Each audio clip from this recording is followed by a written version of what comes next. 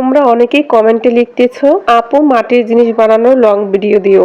আসলে একটা long video বানাতে অনেক সময় লাগে, আর এত বড় লং ভিডিও দিলে তোমরা কেউ দেখতেও চাও না, এই জন্য দেওয়া হয় না কখনোই লং ভিডিও। কিন্তু তোমরা অনেকেই চাচ্ছ লং ভিডিও, তাই তোমাদের জন্যই এই লং ভিডিওটা দেওয়া। আজকে দেখি আমার এই লং ভিডিওতে তোমরা কতটা ভালোবাসা দাও আমাকে। যদি তোমাদের ভালো রেসপন্স পাই আমার এই লং ভিডিওতে, তাহলে আমি চেষ্টা করব লং ভিডিও দেওয়ার। আজকে এই লং ভিডিওতে তোমাদের মাঝে এই ছোট্ট কাপটা বানানো দেখাচ্ছি। এই মাটির জিনিস বানাতে আসলে কিন্তু অনেক কষ্ট হয়, এর পিছনে অনেকটা সময় দিতে হয়, অনেকটা শ্রম দিতে হয়। বাসার সব কাজ শেষ করে অবসর সময়টুকু যেটুকু পাই আমি, সেটুকু আমি এই মাটির কাজেই সময় দিই। আসলে সবকিছু সামলে এত কিছু করে তারপর লং ভিডিওটা দেওয়া আসলে অনেক কষ্টকর হয়ে যায় আমাদের। তারপরও তোমাদের কথা ভেবেই আজকে লং ভিডিওটা দিলাম। আমি কিন্তু এই মাটির জিনিসগুলো সেল করে থাকি, তোমরা যদি নিতে চাও অবশ্যই কিন্তু আমাকে নক দিবা, চেষ্টা করবো তোমাদের ভালো কিছুই দেবার। আমি অনেকেই আবার আমার এই মাটির জিনিসের দাম জিজ্ঞেস করো, তারপর অনেক উল্টো পাল্টা কথা বলো যে মাটির জিনিসের এত দাম কেন। তোমরা অনেকেই বাজারে 10 টাকার মাটির জিনিসের সাথে এগুলোর তুলনা করো।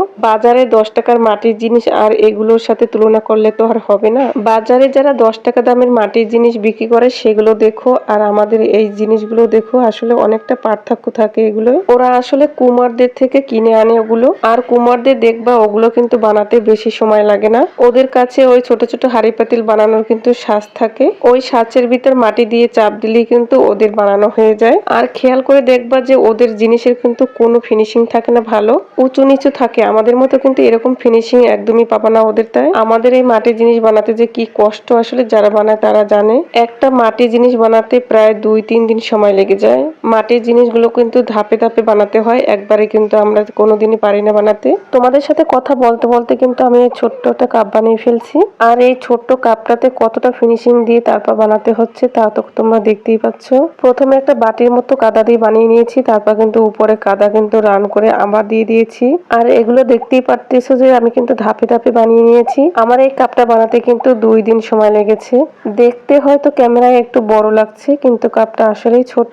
কাপের ধরনটা কিন্তু আমি দিয়েছিলাম প্রথমে, তারপর দেখলাম যে একটু সরু লাগতেছে কাপের চেয়ে, তাই কাপের হাতলে কিন্তু আবার একটু কাদা দিয়ে নিচ্ছি যাতে কাপের সাথে ম্যাচ খায়। এটা কোনো কিছু নিখুঁত বানাতে হলে কিন্তু এরকম খুঁটিনাটি সবকিছু দেখতে হয় আমাদের, তবেই না সুন্দর নিখুঁত একটা জিনিস তৈরি হবে। কাপটার হাতলটা দেখলে আমি কিন্তু কাদা দিয়ে মোটা করে নিয়েছি, এখন কিন্তু দেখতে খুব ভালো লাগতেছে। এর আগে হাতলটা একটু কিন্তু সরু ছিল, দেখতেও কিন্তু ভালো লাগছিল না। কাদাটা দিয়ে তারপর কিন্তু আমি তুলো দিয়ে সুন্দর করে এটাকে ফিনিশিং করে নিয়েছি। তোমরা যারা মাটির জিনিস বানাও তারা অবশ্যই এরকম একটা তুলোর সাহায্যে তারপর ফিনিশিংটা করবা, তাহলে অনেক সুন্দর আসে ফিনিশিংটা।